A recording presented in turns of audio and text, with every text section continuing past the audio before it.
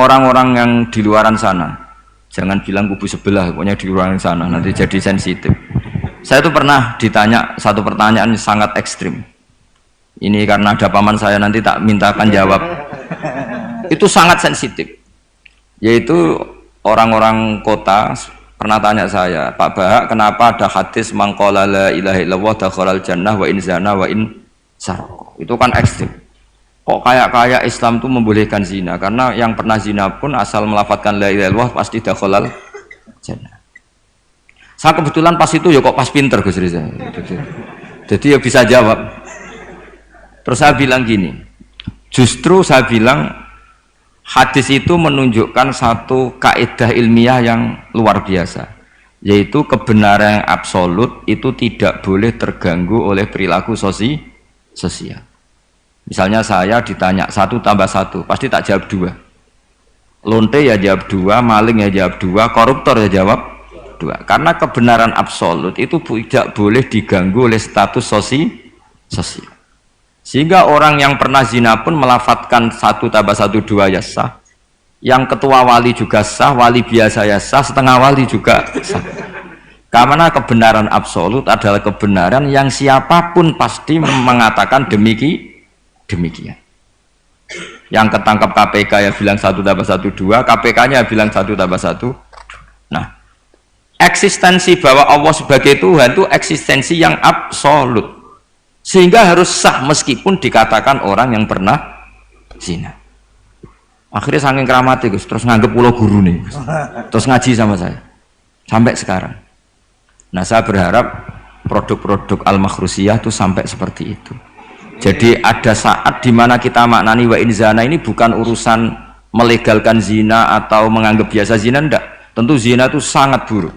Innahu kana fahisyah wa sa'a sabila, buruk sekali. Tapi ada konteks di mana absolutisme kebenaran itu tidak bersyarat apapun.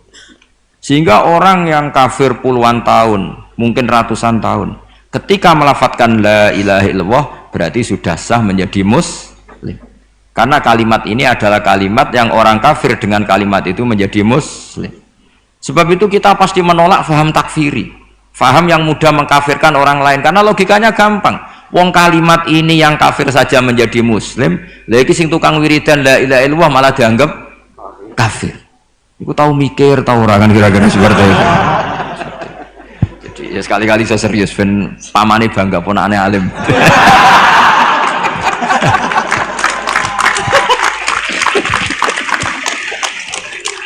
Jadi saya terpaksa ngetokno alim saya ben paman bangga gitu. Ponakanku ya alim pemenang pamane.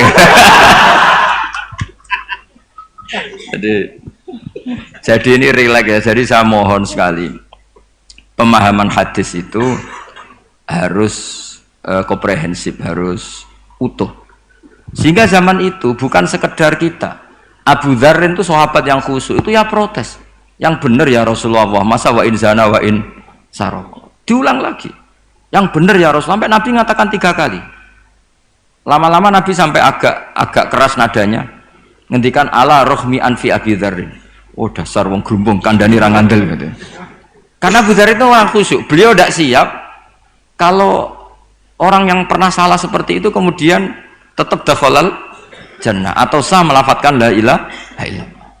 Tapi dengan penjelasan tadi, penjelasan ilmiah yang saya utarakan tadi, itu memang ini bukan masalah pelegalan zina atau nganggap zina biasa, enggak, tapi masalah absolutisme kebenaran itu akan diakui oleh siapapun dan pihak manapun dan akan sah dari siapapun. Sehingga orang yang kafaratu la umrih, dia kafir tula umrih, 80 tahun dia kafir. Kemudian pas mau mati melafadzkan la ilaha illallah Muhammadur Rasulullah, tetap sebagai berstatus mukmin. Qul lil ladzina kafaru iyantahu yughfar lahum ma qad salaf. Katakan kepada orang kafir, sekali dia menghentikan kekafirannya dengan talaffuz di kalimat syahadah, maka otomatis menjadi muslim. Nah, soal nanti masuk surga ya bisa kapan-kapan kan? Allah tidak bilang harus sekarang kan? Ya nunggu kita duluan kira-kira. Nak bejo itu. Tapi saya berkali-kali ngaji, sudah orang Islam tuh yang seneng. Kita ini sudah dikasih kunci surga, miftahul jannah la ilaha illallah. Kamu harusnya nggak bisa masuk neraka. Kamu nggak pegang kuncinya kok, kamu mau masuk itu gimana? Tapi ada teman saya bilang, rokok rano pintu nih Gus, langsung wah. Lah kalau kamu pikiran gitu, semoga ke situ saya bilang gitu. Jadi makanya kamu yang pede saja. Umumnya orang itu kunci itu rahasia. Ini sudah dikasih tahu sama Kanjeng Nabi, itu Miftahul Jannah. La ilaha illallah, sudah punya kuncinya. Alamatnya juga sudah jelas. Alamatnya itu ya sakho. Karena kalau as-sakhiyu qaribun minallah, qaribun minal jannah. Kalau sampean kepingin tahu alamat neraka, ya bakhil tadi. Itu qaribun minannar. Jadi kalau kamu tanya alamat neraka di mana Gus? Kalau kamu medit, kikir, ya itu dekat-dekat situ. Itu neraka. Nah saya nggak di dekat-dekat situ, makanya saya nggak tahu neraka di mana, saya tahu. Jadi saya mohon sekali, di balik saya sering guyon sama Gus Riza Gus Siim, kita ini membawa sanad yang berat. Karena di sini ada zuriatnya Kiai Makhrus, ada zuriatnya leluhur saya. Harus zuriatam ba'duha mim. Jangan sampai buyut-buyut kita yang sudah meninggal statusnya rubah karena ulah para cucunya. Kayak yang dialami tadi Yahuda bin Yakub bin Ishak bin Ibrahim. Nah kita tidak pernah tahu Yahuda itu apakah agama, apa marga, itu masih jadi perdebatan. Karena kalau kamu kritik sebagai agama juga nanti repot, karena ada ayat innalladzina amanu walladzina hadu wan nasara wassofiin, terus man amana billahi wal yaumil akhir. Artinya ada ayat di mana orang-orang iman dan orang-orang hadu. Nah kalau hadu ini kamu anggap satu faham agama, nanti repot. Masa Yahudi kok disejajarkan innalladzina amanu walladzina hadu? Makanya itu jadi perdebatan para ahli tafsir. Makanya ada ahli tafsir maknani innalladzina amanu walladzina hadu lan wong sing tahu Yahudi. Ini balaghah bi'tibari makana, pakai status dulu. Mau tidak mau secara bahasa memang seperti itu. Misalnya ada preman tobat di tangan Gus Riza, mesti bilang Gus iki preman sing wis tobat.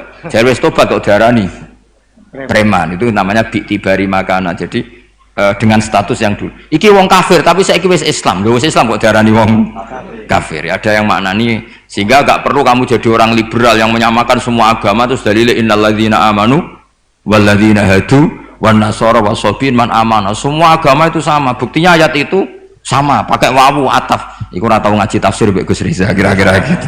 Kalau sudah ngaji tafsir insyaallah enggak akan seperti itu. Jadi ayat itu ada ilmunya. Dan alhamdulillah di pondok sini, di pondok Lirboyo juga diajarkan ilmu balaghah. Jadi kadang penamaan itu bukan sekarang tapi bi'tibari makana, ngitung dulu. Paham ya? Kayak kita mengatakan ini kafir tapi sudah Islam. Itu paradok gak? Wong sudah Islam kok dikatakan kafir. Iki dhisik santi goblok, saiki pinter. Goblok kok.